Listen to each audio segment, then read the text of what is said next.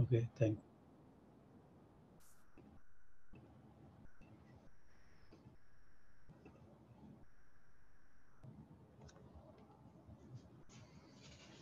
Okay, so hi everyone. So in this presentation, I'll be talking about how the O2 IMS can be achieved with the Nephio architecture. And yeah, so this content is prepared by Alexis and me, but I'll be presenting alone as he could not join today. So I'll start with a brief introduction about how the overall RAN architecture is getting involved, and at what stage in the evolution of RAN will we be able to adopt a platform like Nephio for the orchestration and management of both the infrastructure as well as the workload. And the evolution of the RAN is basically being managed by very well-known visible organizations like 3GPP or RAN Alliance and TIP. So how the RAN architecture is evolving? So RAN architecture is basically driven towards uh, a disaggregated and virtualized architecture, which will be able to run on open hardware and cloud. So so so there is so when I talk about disaggregated architecture, there are specific components which are getting defined. The GNB, to be specific, the CUDU and the RAN unit. The specification basically defines the standardized interface for intercommunication between these components, and that basically enables the SMO to basically interface over standardized APIs for the deployment of these network functions and the configuration of these network functions. Now, along with that, even the platform which will host these network functions or which will enable the deployment and management of these network functions, so that is also getting standardized, and that is referred to as open cloud here, and which basically exposes an O2 interface. So now, via the O2 interface, which is going to be a standard interface, the SMO will be able to provision and manage the infrastructure, and then also deploy the workloads, which are these network functions, via the O2 interface. So this talk is more about the O2 interface, and we will see how the Nephio's current architecture uh, basically can be adopted here to implement the O cloud. So O2 RAN IMS, the standard profile or the standard Kubernetes API is getting defined, which is in line with the O cloud DMS. And what basically brings in with the declarative model or declarative design for the infrastructure management. So with the declarative API, declarative infrastructure management layer, what we can leverage is the Kubernetes ecosystem, which is rapidly evolving. And also, once we declare the cloud native Kubernetes APIs for the provisioning and management of the infrastructure as well, we can basically facilitate the adoption of the cloud native orchestrator like Nephio, and that is what the talk is about. So this is how basically the overall architecture of RAN is getting driven, and the evolution is happening towards a more cloud native way of performing things. And platforms like Nephio they will basically become a perfect fit for the automation and orchestration in the RAN world. And when it comes to the infrastructure management, there is already a lot of work that has happened there. There are Kubernetes operators and Kubernetes APIs for example, for the metal discovery, metal provisioning via the metal cube kind of projects. And then also the cloud vendor also has created Kubernetes APIs. For example, ACK from AWS, using these Kubernetes APIs, you can, via the declarative APIs, you can create and manage infrastructures. EKS is an example. So the IMS, when it becomes a Kubernetes API, or to say a custom resource, a controller, can basically leverage these already existing controllers or CRDs for performing the infrastructure provisioning. That can basically start right from your metal provisioning for the on-prem use cases, or metal provisioning from a metal provider, metal service provider like Equinix, or it could be a managed Kubernetes cluster on a platform like AWS. So on top of everything, a standard interface, which is being defined by the ORAN, will basically, yeah. So that is the overall motive. The standard interface, it becomes free for deployment on an open cloud or open hardware.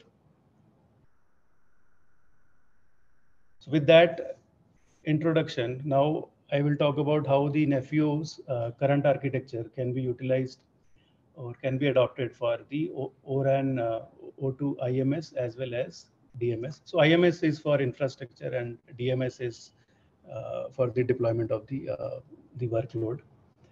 So Nephio, I mean, there have been, I mean, previous sessions, people have already seen what Nephio is, and so I will not spend much time on explaining what Nephio is. So just a brief introduction. So Nephio is an intent-driven declarative cloud native platform for the orchestration and management of all three verticals, which are basically the infrastructure, and on that infrastructure, the workload, followed by the lifecycle management of these workloads.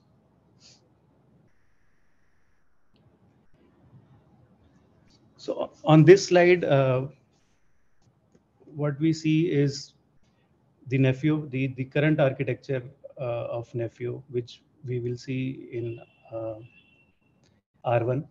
So it is meant for workload orchestration as of today, but the same design principles, I mean, using the same design principles, how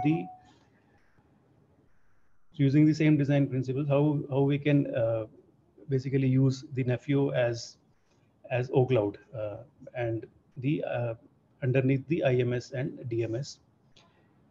So top layer is I've put it as SMO, and SMO has FOCOM and NFO. So FOCOM basically is supposed to call the IMS related standard APIs for the management of infrastructure, which can begin right from provisioning of Kubernetes cluster, provisioning of infrastructure, and then I mean the bookkeeping kind of work, querying the inventory and management, etc.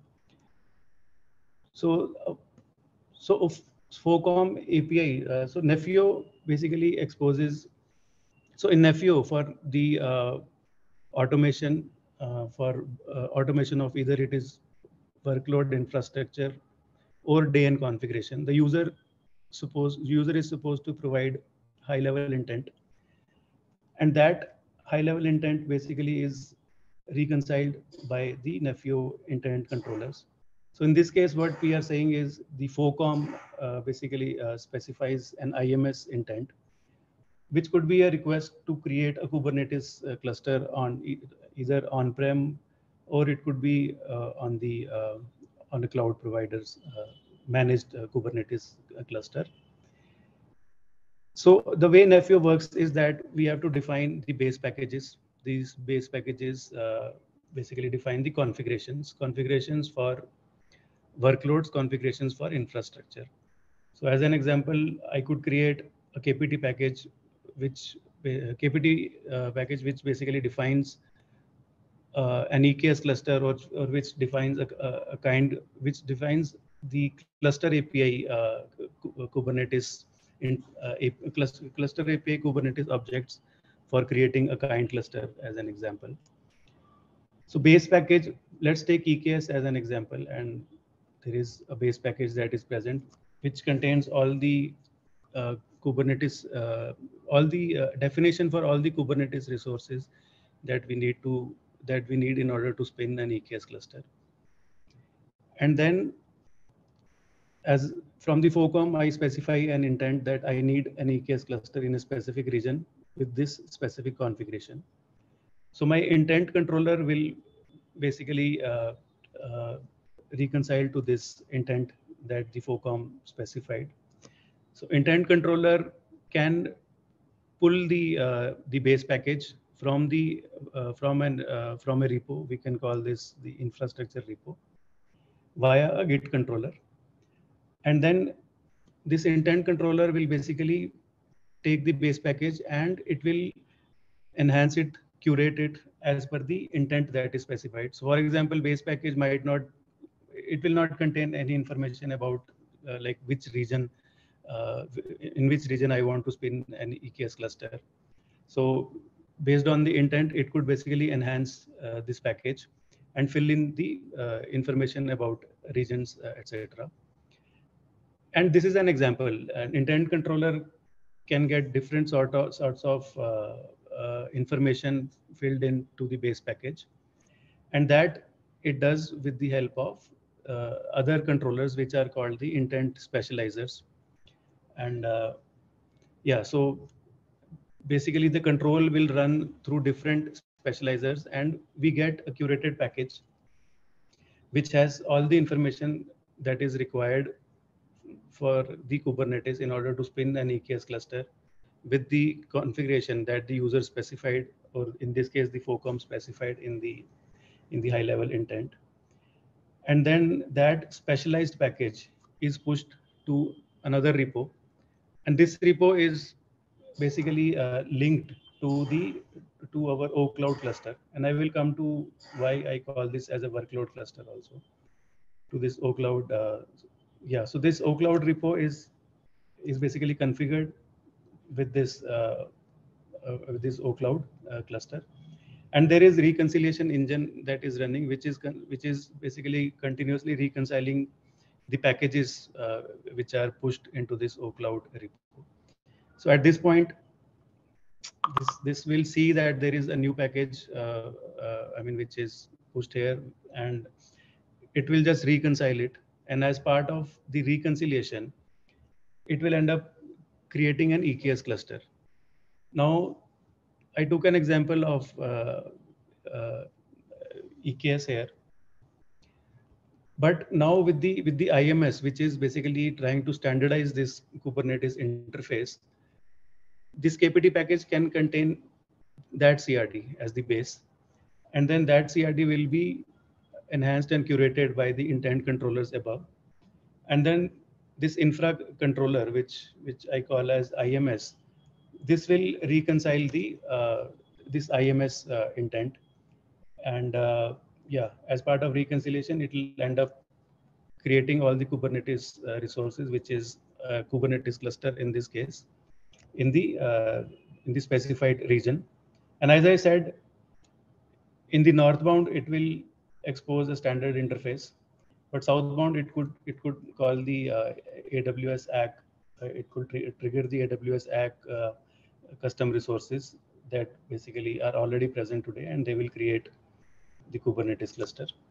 Or it could also create the custom resources of Metal Cube, for example, and Metal Cube will perform the discovery of the metal discovery and the provisioning of a metal server.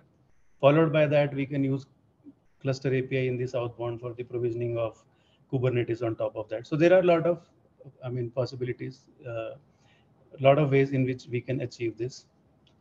But overall, this flow basically shows how even the current, the Nephio, which will be released in R1, can be imagined as O Cloud provider. Now this O Cloud also is a Kubernetes cluster, right? And somebody, I mean, if we follow the spec, then the first step itself is to bootstrap this O cloud and then uh, basically registering this O cloud with the SMO. If I consider this as one of the workload clusters, so the bootstrap of this cluster itself can happen in a very similar manner. In that case, the controllers which basically create the Kubernetes controllers which create the infrastructure can sit in the Nephio management cluster, and they will end up creating this O cloud Kubernetes cluster, followed by the deployment of these specific controllers, which is the standard specific IMS controller, standard specific DMS controller, and the reconciliation engine. So that is how the life cycle can be uh, using the Nephio architecture. So this is about infrastructure. Now the next part is the infrastructure that is created. I want to install a CUDU container on these. So using using the same design principles, the how we can do it in the Nephio way, it is very similar. So here I am. So in Sandeep, the sorry previous, to interrupt. Are we taking the questions at the end, or it's like I do have some comments and would like yeah, to check on the IMS yeah, side of things before yeah, we jump to the DMS parts? Yeah, I sure. think. Yeah. Okay. Yeah. Thank you. I mean, if I try, I'm part of the ORAN WG6 involvement, and I'm one of the contributors in that work group, which deals with and specify the O2 architecture and the specifications around the O2. So, I mean, there we follow like a two-tier architecture, right? The SMO has the interface with the IMS over the O2 IMS interface. Yeah, And what I can see in this flow is more of a three-tier architecture, right? The SMO, and then comes the Nephio management cluster layer, and then afterwards we have the infra controller, which you are calling like an IMS. yeah, So the interface between FOCOM and the IMS, which is the O2 IMS interface, O2M interface in ORAN. yeah. Is it like the whole workflow engine that you are showing here, which includes Git controller, intent controller, specializers, all the repos, and the reconciliation engine running inside the OCloud cluster? So So how the it is? components that I put in the Nephio management cluster. So this is what Nephio comprises of, and I have put generic names here: Git controller, intent controller. But next slide shows what will be there in R1. So this is already, let's assume that this is already existing Nephio architecture. So now on top of this, I am basically fitting the interface, which is IMS, which is an interface towards the FOCOM. And I do agree that so these interfaces are like, I mean, there are specific APIs which are getting defined, which FOCOM is supposed to call at the IMS layer, right? So if we have to fit it like this arrow from FOCOM to intent controller, it might not be a straight arrow. There could be a shim layer between this, which will basically serve the APIs which are standard specific, the IMS infrastructure APIs. And in the southbound, it will create these custom resources with the high level intents at the for the Nephio. So that basically will complete the picture. So for this question, I had created a backup slide. So this is how it could be. I mean, so O2 IMS I showed as this green box. Let's imagine that it is Nephio altogether. And from FOCOM, so there is this layer, this extra layer that I have put, O Cloud interface. So FOCOM basically call this O Cloud interface will expose the standardized IMS APIs, but southbound, it will just create Nephio high level intent CRs. So in that way, basically, yeah, this gets plugged in. So it's more of an adapter that or a shim layer, like as you It called, in could be between. required, yeah. Yeah. Yeah, but So yeah, but what the standards is defining is more of at this layer, the IMS, that CRD, right? For the Right. infrastructure. Yeah. So in between FERCOM and IMS, I see more of like this is all implement one specific realization of what we are defining in, let's say, in ORAN specifications, right? So Exactly. which comprises all these different controllers plus the repos and the reconciliation engine, and that becomes our one way of realizing the O2 IMS interface, right? Exactly. This becomes one of the ways we can achieve this. And whatever is there, so this is Nephio. I mean, management controller, Yeah. they are there already. I mean, as of today, it is not targeted that much for infrastructure, but that will come.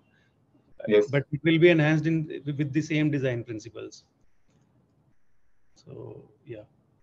Yeah. Another comment on the same diagram, you're showing the workload controller as DMS, and if you see the Kubernetes profile for DMS, that's nothing but our Kubernetes workload cluster, right? Which you are basically creating in this purple box, calling it. Yeah. So, right? I mean, by workload controller as exactly, DMS is almost standard Kubernetes API. Exactly. But I mean, it's an endpoint for my yeah. workload cluster, right? So where my applications or the network functions will get deployed. So I see no difference between the workload controller parenthesis DMS and the purple box down below, which is Kubernetes cluster, cloud infrastructure, or on-prem bare metal DMS. So I mean, I see a bit overlap between these two boxes. Yeah. No, I do agree that it is. I mean, it is all Kubernetes API. Yeah, that is correct. But by, maybe I should have put it the other way. By workload controller, I mean specific controllers which will be required for the deployment of CUDU. These network functions, right? So they will sit at the DMS layer. So they will expose Kubernetes API, but it will be specific for CUDU. I mean, RAN component deployment. So these controllers will understand the RAN topology. So that is what I intended to put here. Okay. Are you referring to RIC here, Sandeep? No, I'm not referring to. No, there is no real time. There is no real time. No, when you say CUDU controllers, right? Then it goes in different stream of it. No, exactly. CUDU controller. I mean, if you have to install a CU, if you have to install a container, CU container or a DU container, so you will need a Kubernetes controller. No, I agree. Maybe we can. You're trying to say it's a CNF controller, right? I mean, I understand, but the moment you say CUDU in ORAN spec, it goes into different. I mean, it goes into RU or SUDU and all. So it becomes again. CUDU is container. So RIC is altogether a different. RIC is a management layer for those things. I was saying when you say controller for that, right? Then it goes in different. I mean, then the other pieces of the puzzle of ORAN will come into picture. Like here, you're showing the SMO and the OCloud, but then the other piece of the non-real-time RIC kind of those things also will come in the moment you talk about controller. So if I give you, so yeah, I mean, let's not get confused with that. So it's as simple as a controller which understands how to deploy CNF load. Basically, you're talking of NFO extension. In a way, you're talking of NFO extension, right? Yeah. So there was one more hand actually before you session. It was Byung. Yeah, it was Byung. I have a question though. So as Alok said, you have usually SMO and OCloud 2-tier, but now you're introducing one more tier here, 3-tier. So I'm still curious about, because infra controller is triggered by reconcile engine. There's no direct command-based API like O2 IMS. So O2 IMS sitting in between FARCOM and the intent controller. I don't know what's the O2 DMS. It's same question. So between FOCOM and the intent controller, there could be a. This is how So between FOCOM and this OCloud is, let's say this is Nephio OCloud IMS. So between FOCOM and OCloud, there is this SIM layer, which is OCloud interface. So this layer understands all the standardized APIs of IMS, and in the southbound, it knows how to create the intent. So that is how the flow basically goes into the Nephio and from the reconciliation part. One follow-up question is OCloud IMS. You say this is Nephio management cluster, right? Driven through Nephio management cluster, yes. So yeah, that means you're putting the Nephio management cluster inside the cloud, not separately. Okay, yeah, the previous slide, looks like separately, okay. No, I created it separate because I wanted to show that even this cluster, which is hosting all the OCloud related controllers, will also be, I mean, we have to do automation for this as well, right? But yeah, I mean, I get your point. This whole, from this Nephio management to this purple box, this whole thing is OCloud.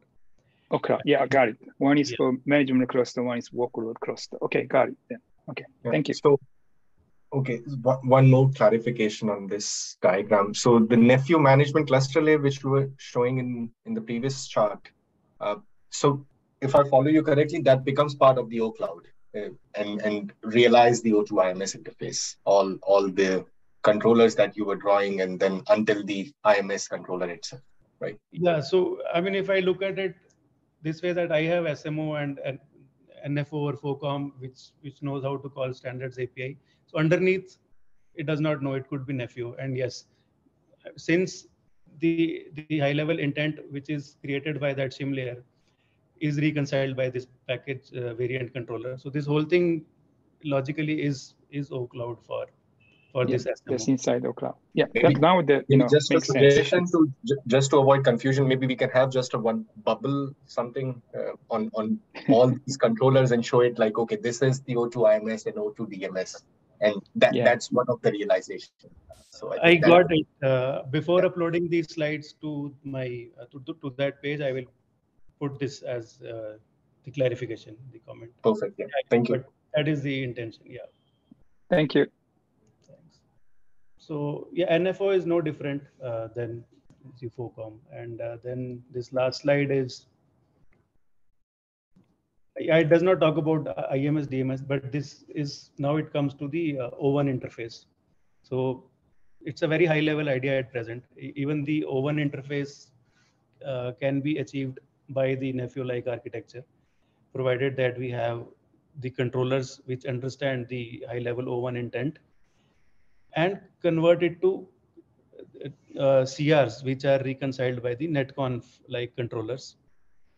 And since the standardized interface for configuration is netconf, and I mean, that's how the configuration can happen, and configuration at day 0, day n, all via this Kubernetes controller.